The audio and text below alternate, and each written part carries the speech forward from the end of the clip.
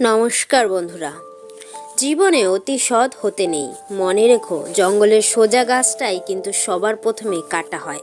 তেমনি ঠিক অতি সৎ ব্যক্তিরাই বেশি আগে বিপদে পড়ে। ঠকেছো বলে কষ্ট পেও না, মনে রাখবে যেখানে তুমি ঠকেছো সেখানে কিছু শিক্ষাও অর্জন করেছো। প্রতিশোধ নেবার দরকার নেই, সময় তোমার হয়ে প্রতিশোধ নিয়ে নেবে। শুধু তুমি তোমার কর্মের ওপর বিশ্বাস আর আস্থা রাখো, একদিন সব ঠিক হয়ে যাবে। সবার সাথে যতই ভালো ব্যবহার করো না কেন, কেউ না কেউ তোমার বদনাম করবেই। নিজেকে কখনো ছোট মনে করবে না। মনে রেখো, পায়ের নিচের দূর্বা গাছটাই পুজোতে কাজে লাগে, মাথার উপরের তাল গাছটি নয়।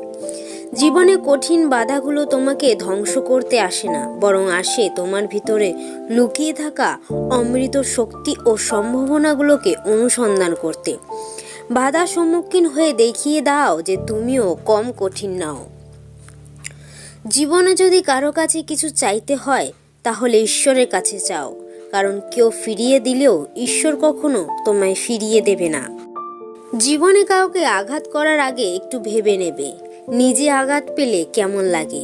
মনে রাখা উচিত, জীবনে কাউকে কাঁদিয়ে বেশি দিন ভালো থাকা যায় না। স্বয়ং শ্রীকৃষ্ণ বলেছেন, সম্মান আর ভালোবাসা অর্জন করে নিতে হয়, এগুলো কখনো কুড়িয়ে পাওয়া যায় না। অপমানের উচিত শিক্ষা অপমান নয়, এমন কিছু করে দেখাও যে সে নিজেই নিজের কাছে ছোট হয়ে যায়। তুমি যদি সঠিক হও তাহলে তা প্রমাণ করার চেষ্টা করো না, চুপচাপ অপেক্ষা করো, সময় সব জবাব দিয়ে দেবে। 3 ধরনের মানুষের অহংকার বেশি হয়: বেশি শিক্ষিত হলে, বেশি সুন্দর হলে, হঠাৎ করে বড়লোক হলে। কখন কার দরজায় কাকে দাঁড়াতে হবে তা ভগবান ভালোই জানেন। অতএব কোনো মানুষের সাথে অমানুষের মতো ব্যবহার করা একদমই উচিত নয়। শ্রীকৃষ্ণ বলেছেন, কখনো ভেঙে পড়ো না। শুধু মনে রেখো, গাছেরাও প্রতি বছর তাদের সবুজ পাতা হারায়, কিন্তু কিছুদিন অপেক্ষার ফলে তারা আবার সবুজ পাতা ফিরেও পায়। লোহাকে যেমন কেউ কষ্ট দিতে পারে না, কিন্তু তার নিজের মরিচাই তাকে নষ্ট করে দেয়, একইভাবে আপনাকেও কেউ কষ্ট দিতে পারবে না, কিন্তু আপনার চিন্তাই আপনাকে হারাতে পারে। রাধে রাধে।